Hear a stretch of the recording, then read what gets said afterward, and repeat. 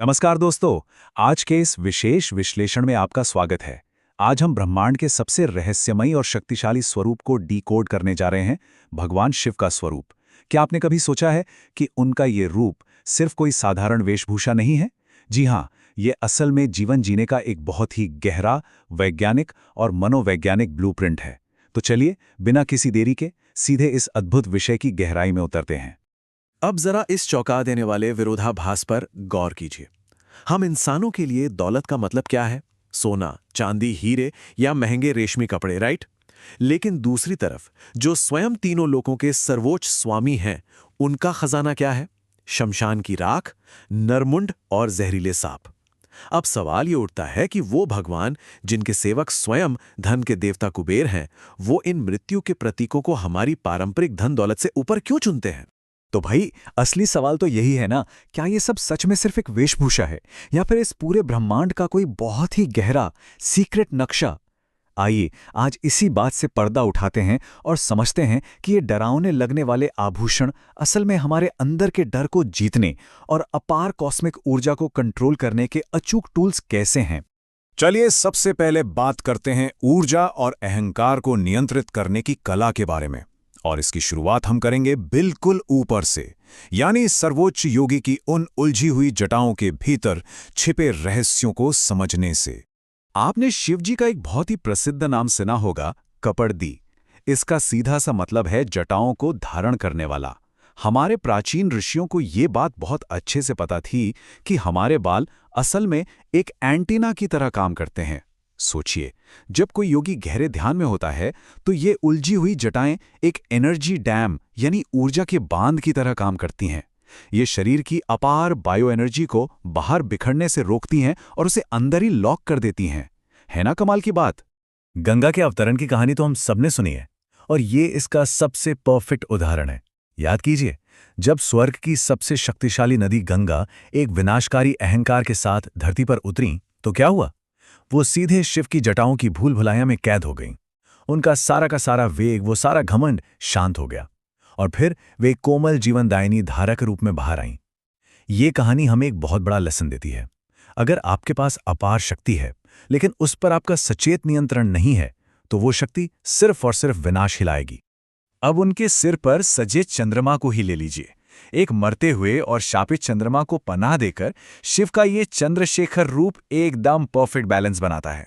कैसे? देखिए, एक तरफ पूरे ब्रह्मांड की प्रचंड अग्नि और अपार ऊर्जा है, तो दूसरी तरफ उस ऊर्जा को शांत करने वाली चंद्रमा की जरूरी शीतलता।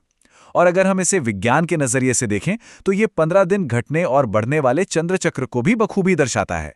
मतलब ऊर्जा और शांति का इससे अद्भुत संतुलन और क्या ही हो सकता है। आगे बढ़ते हैं और बात करते हैं भय और हमारी पाश्विक प्रवृत्तियों पर विजय पाने की। चलिए अब सिर से थोड़ा नीचे गले और शरीर की तरफ चलते हैं और देखते हैं कि शिव का यह स्वरूप कैसे हमारे सबसे बुनियादी और जंगली डरों का सामना करने की एक मास्टर क्लास है। शिव मंदिर में आपने हमेशा देखा होगा कि ईश्वरीय सत्ता तक पहुंचने से पहले हमें नंदी जी से होकर गुजरना पड़ता है। नंदी शब्द का अर्थ ही है आनंद देने वाला। ये अग्नि से जन्मे वो अमर द्वारपाल हैं जो अटूट तपस्या और अपार पवित्रता के साक्षात प्रतीक हैं। और हाँ, अपनी इसी पवित्रता और भक्ति के दम पर ही उन्होंने पूरे ब्रह्मांडीय परिवार के मुखिया के रूप में अपना ये विशेष स्थान हासिल किया है। अब आते हैं गले में लिपटे उस जहरीले कोबरा यानी वासुकी नाग पर। क्या ये सिर्फ समुद्र मंथन के दौरान घायल हुए वासुकी को गरुड़ से बचाने की कहानी है? बिल्कुल नहीं। इसके पीछे का योग विज्ञान बहुत ही गहरा है। विज्ञान कहता है कि सांप जैसे शीत रक्त वाले जीव ध्यानमग्न योगी के शरीर की गर्मी की ओर आकर्षित होते हैं, और अगर इसके आध्यात्मिक पहलू को समझें तो ये मृत्यु पर पूरी तरह से विजय पाने का और हमारी रीढ़ की हड्डी में मौजूद जागृत कुंडलिनी ऊर्जा का एक जीता जागता प्रतीक है। आपने देखा होगा कि शिव जी बाघ की खाल धारण करते हैं। दारू का वन जंगल के उस काले जादू वाले बाघ को केवल अपने नाखूनों से हराना कोई साधारण शिकार की कहानी नहीं है। ये हमें एक बहुत ही पावरफुल मैसेज देता है। ये बताता है कि असली ताकत किसी और को हराने में नहीं, बल्कि हमारे अपने भीतर छिपे जंगलीपन, जैसे हमारा काम, हमारा क्रोध और हमारा अहंकार, उसे कुचलने में है। एक सच्चा योगी वही है जिसने अपने अंदर के इस जानवर को पूरी तरह से खत्म कर दिया हो। उग्रता और प्रभुत्व की इस चर्चा से थोड़ा आगे बढ़ते हैं और बात करते हैं करुणा, निर्माण और लय के बारे में। अब हम ब्रह्मांड की उस नींव को समझेंगे जो बहुत ही गहरी एम्पैथी और रिदमिक क्रिएशन पर टिकी हुई है। आपको ये जानकर सच में बहुत हैरानी होगी कि जिसे हम ब्रह्मांड का सबसे बड़ा संहारक यानी डिस्ट्रॉयर मानते हैं, असल में वो इस दुनिया के दर्द के लिए रोया था। त्रिपुरासुर से भयंकर युद्ध के बाद जब शिव ने दुनिया के अपार कष्ट को देखा तो उनके आंसू छलक पड़े और यही ईश्वरीय दुख भौतिक बीजों में बदल गया। रुद्र और अक्ष मिलकर शिव की करुणा के आंसू बनाते हैं, जिसे आज हम रुद्राक्ष कहते हैं। और सबसे मजेदार बात तो ये है कि हमारा मॉडर्न साइंस भी इस रहस्य को पूरी तरह से मानता है। आध्यात्मिक तौर पर हम विश्वास करते हैं कि ये ईश्वरीय आंसू हमें बुरी शक्तियों से बचाते हैं। वहीं विज्ञान कहता है कि एलियोकार्पस कैनेट्रस नाम के ये नीले बीज असल में हमारे शरीर के विद्युत प्रवाह को कंट्रोल करते हैं। ये हमारे ब्लड प्रेशर को स्थिर करके एक इलेक्ट्रोमैग्नेटिक कैपेसिटर की तरह काम करते हैं। देखिए, विज्ञान और आध्यात्म यहाँ कैसे एकदम कंधे से कंधा मिलाकर खड़े हैं। अब उनके सबसे प्रमुख अस्त्र त्रिशूल को देखिए। ये सिर्फ सूर्य की आग से विश्वकर्मा जी द्वारा गढ़ा गया कोई साधारण हथियार नहीं है जिसमें पूरी सृष्टि को भस्म करने की ऊर्जा हो। इसके बजाय अगर आप इसे ध्यान से समझें तो ये एक मैप है। ये उन 3 बुनियादी गुणों का प्रतीक है जो हम सभी को कंट्रोल करते हैं। सत यानी हमारी पवित्रता, रज यानी हमारे कर्म और एक्शन, और तम यानी अंधकार या अज्ञानता। त्रिशूल इन तीनों शक्तियों का एक अद्भुत संगम है। और अगर एक हाथ में विनाश का त्रिशूल है तो दूसरे हाथ में है डमरू। ये डमरू हमारे अस्तित्व की, हमारे होने की धड़कन है। ये वो नाद ब्रह्म या ब्रह्मांडीय ध्वनि है जो आज के विज्ञान के बिग बैंग से बिल्कुल मेल खाती है। आपको पता है, इसी डमरू से निकली 14 मूलभूत ध्वनियों ने माहेश्वर सूत्रों को जन्म दिया था, और इन्हीं वाइब्रेशन से मानवता को संस्कृत भाषा जैसा इतना साइंटिफिक व्याकरण मिला। सच कहूं तो इसी डमरू की लय पर ही ये पूरा का पूरा ब्रह्मांड लगातार फैल रहा है। तो चलिए, अब हम इस विश्लेषण के आखिरी और सबसे महत्वपूर्ण हिस्से पर पहुंच गए हैं, नश्वरता का अंतिम सत्य। अब हम उन सबसे चौंकाने वाले प्रतीकों का सामना करेंगे जो दुनिया के सभी झूठे भ्रमों को तोड़कर जीवन के सबसे कड़वे सच को हमारे सामने लाकर रख देते हैं। शिव की तीसरी आंख के बारे में तो हम सब जानते हैं, लेकिन क्या ये सिर्फ कामदेव जैसे दुश्मनों को भस्म करने वाला कोई लेजर है? जी नहीं।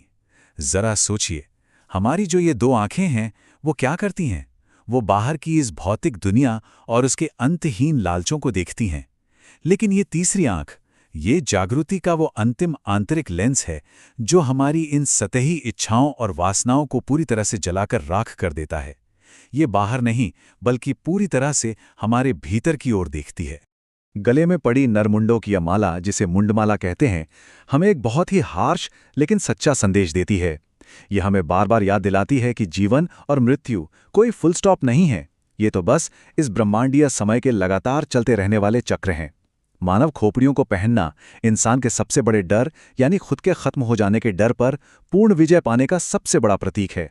किसी ने बहुत खूब कहा है कि राख ही दुनिया का अंतिम सत्य है।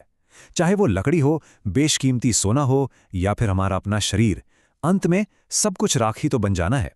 यही वो गहरी समझ है जो हमें बताती है कि क्यों सर्वोच्च सत्ता खुद को शमशान की राख से ढकती है। क्योंकि जब हमारा सारा ईगो, सारा अहंकार जलकर खाक हो जाता है, तभी वास्तविकता का सबसे शुद्ध रूप निखर कर सामने आता है। और इसलिए आज जाते जाते एक बहुत बड़ा सवाल मैं आप सभी के लिए छोड़कर जा रहा हूं।